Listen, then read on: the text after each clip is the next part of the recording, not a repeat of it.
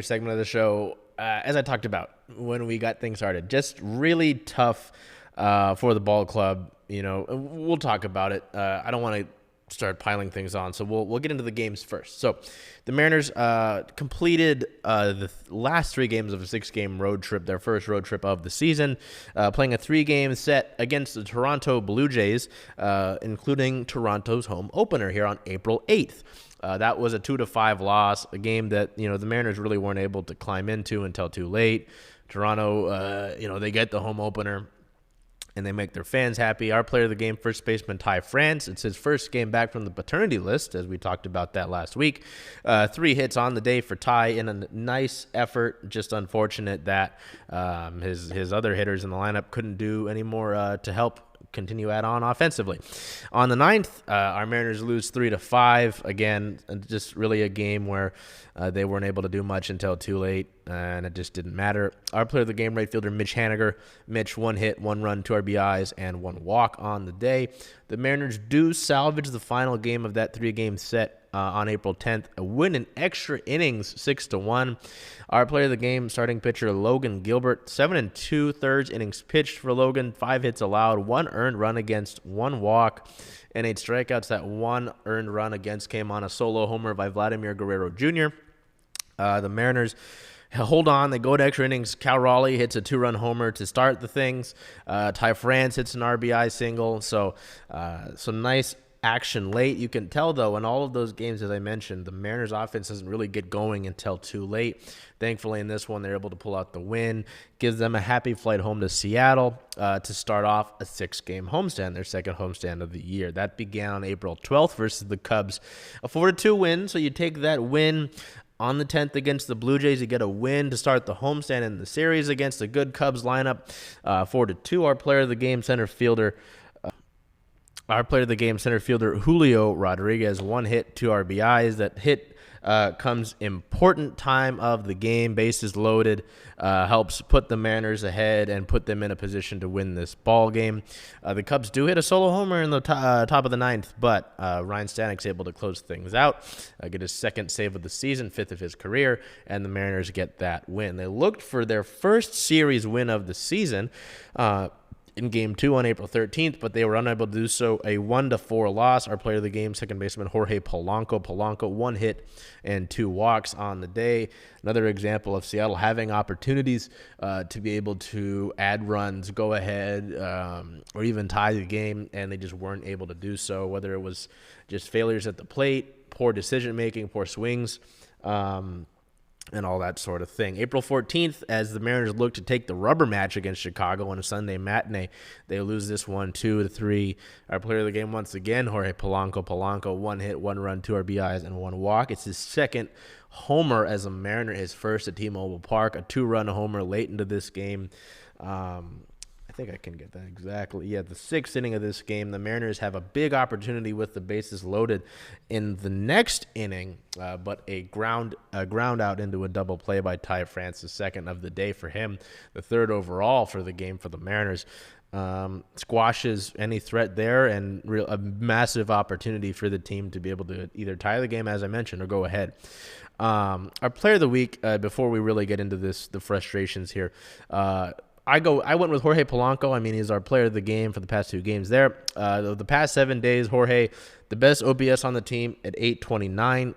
In the past 7 days, 4 hits, 1 run, 1 homer, 2 RBIs. This is important. 7 walks, just being able to get on base, not having to force something, just knowing that you're vital as a base runner is big, and that he could have better numbers even so if his other hitters in the lineup were able to move him forward, move him along, keep the line moving, and drive him in. So unfortunately, that wasn't reality. Before we go into the injury notes and the team-related notes, as there are a decent amount, we'll talk about this Mariners team right now. You've gotten some better starts. Logan Gilbert was strong in Toronto. Bryce Miller was strong in his most recent start. Emerson Hancock did his job in that Game 2 of the series loss against the Cubs. 2 earned runs against. That's for a guy who does pitches to contact, essentially. That's important. That's big, and that's vital. That's winning baseball. Even Castillo's start today, where he allowed 2 earned runs, 3 runs, 2 earned. That's doable. A a decent baseball team should be able to put 3 runs or more on the board. The Mariners are not that right now. And I understand the frustration. I'm still not like, I'm not going to be some of the folks online who are like, just the repeated, just idiotic comments and this and that and the eternal negativity. It's more so just the frustration. Like this game against the Cubs on the 14th, that Sunday game, ends with Julio Rodriguez getting picked off. We didn't see a clear angle in the press box that showed him being tagged out totally and clearly. And you'd think that with a replay review, this was a challenge by Chicago that it needed to be clear and obvious. It didn't look like that to us. Maybe where the review was taking place, they saw a clear and obvious angle. It's a tough way to lose a ball game, and there's some frustration with Julio there. But at the end of the day, the Mariners don't lose the game strictly because of that play. They lose the game because they're unable to cash in earlier throughout the games. I think I've got my scorecard, my score sheet here. If we look at it, they go down in order the first 2 innings. That's bad. In the 3rd inning, they get a walk from Rojas, and JP pops out. The 4th inning, not so much. Mitch Haniger, Ty France grounds into a double play. Mitch Haniger's out at second. In the 5th inning, Dylan Moore's on second base. So you got a runner in scoring position. He leads off with a single, steals second. Then Mitch Garver pops out. Cal Raleigh flies out. Luke Raley lines out to second base. Then in the 6th inning, there was the homer by Polanco. That's good. In the 7th inning, it's big. You've got Dylan Moore on third base. You've got Mitch Garver, Mitch Garver on first. So you got runners at the corners. Cal Raleigh flies out to center, which moved Demo over to third, and then Luke Raley grounds into a double play. Just unfortunate. Even in the 8th inning, you had JP at second after he had walked. Jorge was at first. Ty France grounds into a double play. No, and even worse, the bases loaded situation. So,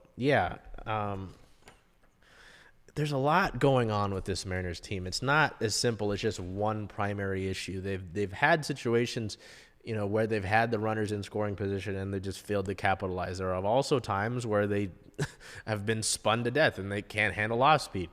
Even a few games ago, they weren't one of the primary pitchers for the Cubs were throwing a lot of fastballs, and they couldn't handle the fastball. They haven't been able to hit the mistakes that pitchers have been throwing at them. At times, their starting pitching has struggled. That game that George Kirby had in the last homestand, it was bad defense and bad pitching. So there's a lot going on with this Mariners team right now. I'm just not overly concerned that it's like fully over yet. Even if we look at it here, I think a few days ago, the Mariners were 2 games back of first place in the division, Texas, and that was with this horribly bad start. They're still 2 games behind Texas, thanks to the fact that the Astros, the worst team in the AL West right now, record-wise, and the Rangers played a series together and they beat each other up. So you're only 2 games behind the top team in the division right now. Texas right now is completely average. They're 8-8 to begin the year. They've lost their last 2 games. The Angels and the Athletics, I'm sure, will even themselves out. And eventually, I imagine Houston will get better. But, there are guys who are just struggling at the plate right now. Even if we go here to the lineup today, JP came into the game hitting 155. If that's sustainable, something that's going to happen for the rest of the year, that's really bad. I don't think that's going to continue. Jorge Polanco hitting 189. He's getting better. He's our player of the week. Ty France, really don't like how he's moved up in the lineup. He's still working on his adjustments. I don't think moving him up all the way back up to the top of the lineup is great, but, Dom Canzone's been playing better. We'll talk about him in a minute. Mitch Garver has struggled at 167. I don't think that's something that continues. I really hope not. Cal Raleigh's hitting 190, so there's struggles here. Julio struggling at the plate as well. Him getting picked off at first to end the game after today was Sunday was a rest day for him. To kind of reset isn't great, but I just don't think one of the best players in baseball is going to sit there at that batting average for the rest of the year. So, it's early into the season. I get the slow starts are frustrating. They shouldn't happen. I'm just not, pounding again the big red alarm to let off, all the panic with this ball club right now. So with some stuff that is frustration and maybe panic inducing, we'll look at the injury and news, team news related here. At the beginning of the homestand, we heard from Justin Hollander. We get injury updates from him at the beginning of every homestand. We heard about a few guys. Brian Wu, who's dealing with right elbow inflammation. There's no expected return date exactly for him, but he threw an up-down bullpen session that consisted of a series of pitches thrown with a set rest time in between on the 12th of April. The next step for him will be throwing a live bullpen on the 15th or the 16th, and if all things go well there, he'll then start a rehab assignment with AAA Tacoma, pitching a 3-inning outing. It's highly unlikely he just pitches 1 3-inning outing because it's not the greatest for him to have to pitch one of those and then come straight to the big league. So I imagine we'll get more than one rehab assignment game from him there. If you don't remember, Wu opened the season on the 15-day injured list after he couldn't get loose during his last bullpen session of spring training, and they had to cut it short. He had yet to pitch more than 4 innings in a start during spring training. Matt Brash, who is also dealing with right elbow inflammation, is expected to return in perhaps late April. He threw his first live BP and was scheduled to throw another one this past weekend, per Hollander. He said that Brash really got after it and that he heard it was very good for that first batting practice. If the second live BP goes well, Brash will begin a minor league rehab assignment with the Rainiers, which could be as soon as when the big league team begins its next road trip on the 18th of April. Brash began experiencing soreness in his elbow after throwing 2 bullpens to begin the spring, but he did receive word from Dr. Keith Meister that he would not need surgery, which is very big. Gregory Santos, big reliever that was acquired via trade this past offseason, dealing with a right lat strain. He also does not have a clear expected return date, but he had ramped up throwing to about 75 feet, with the next step being 105 feet. After that, he begins throwing off of a mound.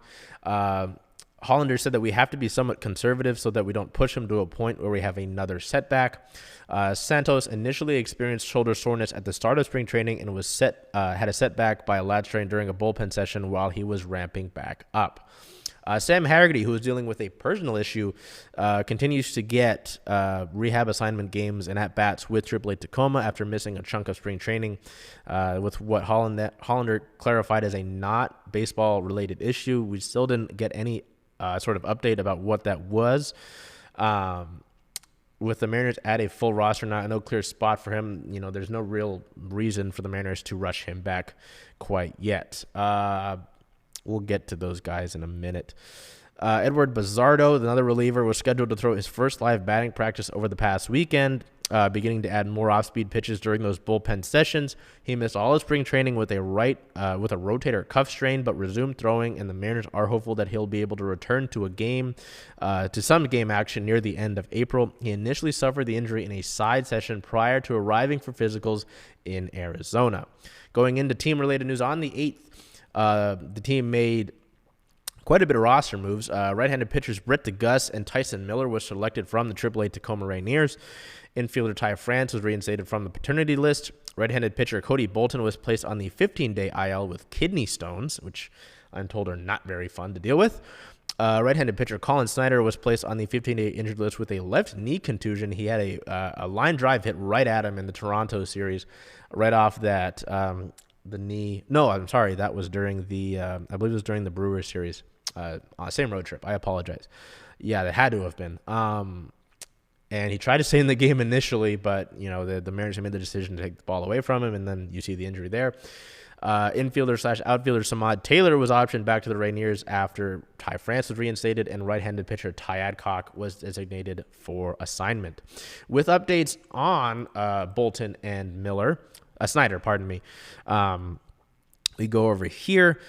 Snyder was moving around a lot better when the Mariners opened their homestand back on the 12th, just about a week after he suffered that injury. The right-hander was going to be unavailable for 5 to 6 days, so the decision was made to place him on the injured list, but it appears that he did avoid any sort of serious injury.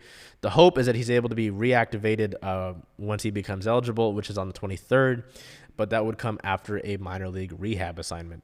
Bolton is dealing with that kidney stone issue. Bolton is feeling better as Hollander said when the homestand opened up. Bolton had dealt with a kidney stone issue earlier in the week and should be ready to be activated when he's eligible back on the 23rd. Just getting this report while we're recording it, the Mariners are reportedly calling up outfielder Jonathan Clase from the AAA Tacoma Rainiers. This isn't official. This is per source from ESPN writer Kylie McDaniel.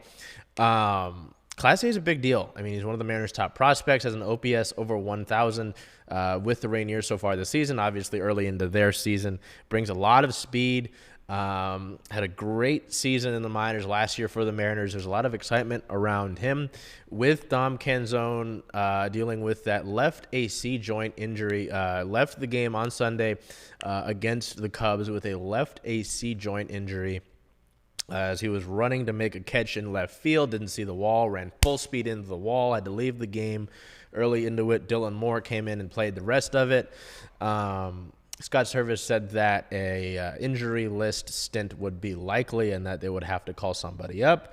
And it sounds like Clase is going to be that move. So, that's just per source. We haven't got anything official from the team yet. By the time that you're seeing this, we probably will have.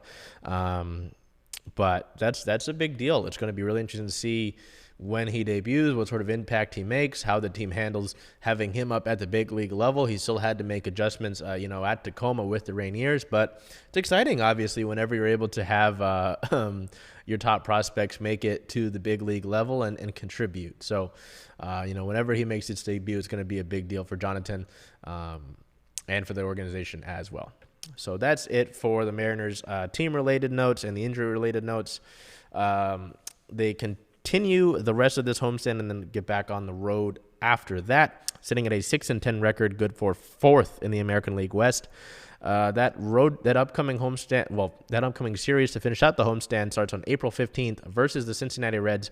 A 6:42 p.m. first pitch. It's Jackie Robinson Day, hence the 6:42 p.m. starting time, and all the players will be wearing the number 42. So if you're unfamiliar with any of the players, that's not helpful for you.